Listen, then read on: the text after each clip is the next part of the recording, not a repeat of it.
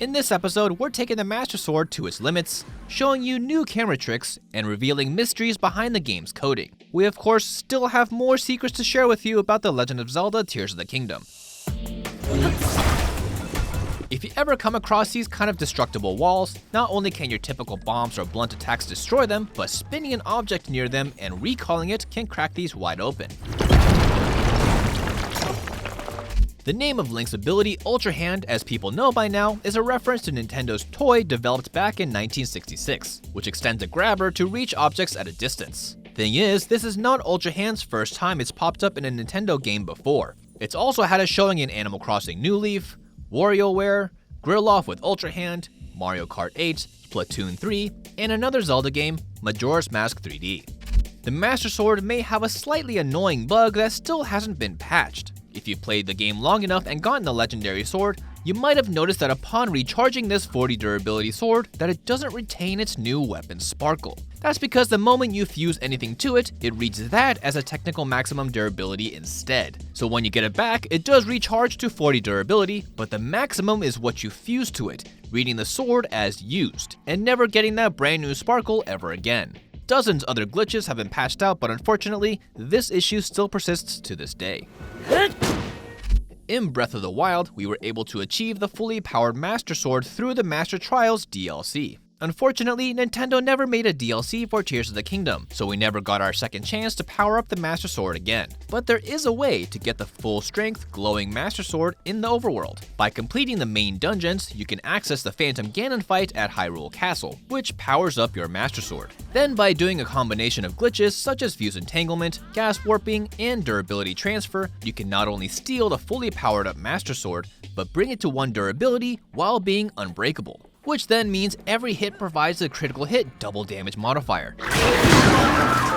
Going even further with this with more complex glitching using phase culling, Minoru Fuse Entanglement, and transferring modifiers to the Master Sword, you can get an attack up plus 10, unbreakable, critical hitting Master Sword that makes mincemeat out of any foes that come your way.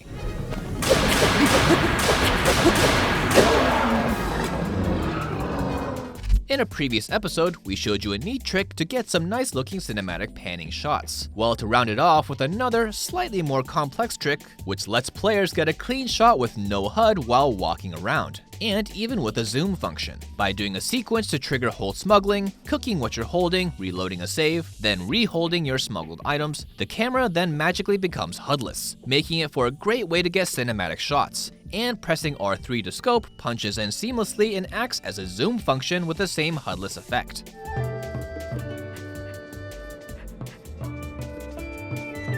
On top of that, if you go airborne and scope, this makes for an amazing HUDless slow-mo shot, letting you see Tears of the Kingdom in a completely new way.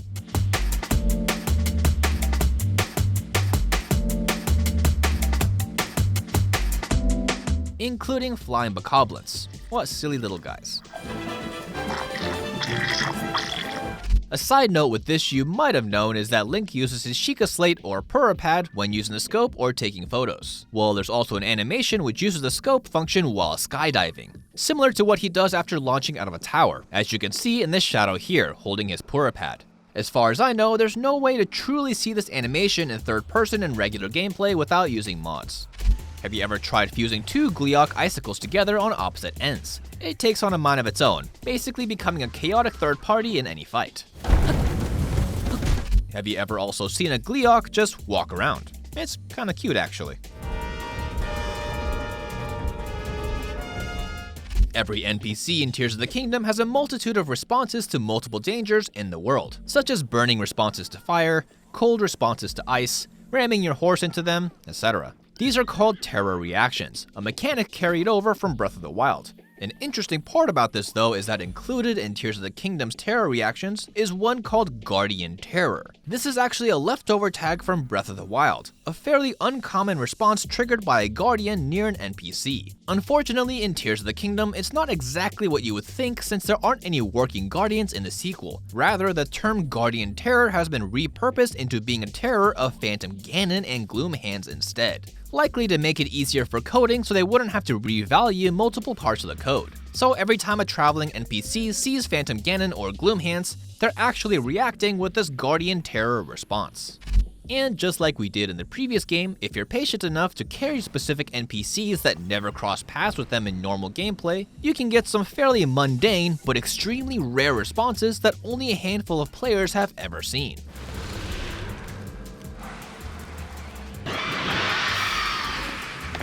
Alright, now let's rapid fire a bunch of facts about Evermeans. Did you know that Evermeans can be both parried and flurry rushed? Or they have a specific attack to knock you off while you're climbing them. Evermean logs, while they look the same as normal logs, also do much more damage when fused. A nifty trick is to use them as a launching platform. If you shield block reset off of them by jumping while shielding into their attack, then jumping again, then hitting them with a fire fruit, you can use their tree trunk snapping back to get some airtime. They're also terrified specifically of grass or plant fires, and will prioritize running away rather than fighting you if there's a blaze nearby. One thing quite underappreciated and not as noticeable in Tears of the Kingdom is the amazing audio work. There's the obvious like punchy new sound effects, or upgrades over the previous game like rain pattering on your paraglider, or rustling through branches as you pass through trees. But during a recent GDC talk, Nintendo unveiled multiple secrets behind the updated sound design, including a very complex system that changes the type of audio depending on the surroundings. At all times at Link's position, there are raycasts in every direction calculating distance to walls, direction of walls, overall room capacity, and density and materials of the walls. This algorithm dynamically calculates Link's shouts, footsteps, and more as you enter dense and open surroundings.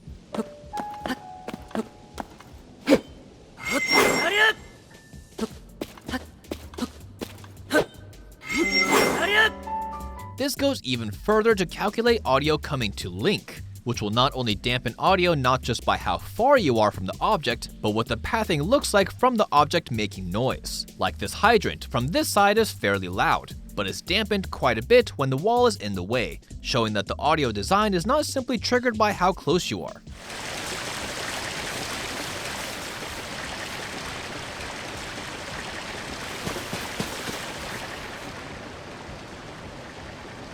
These are just several examples of multiple systems Nintendo has implemented to make the world of Hyrule seem that much more alive.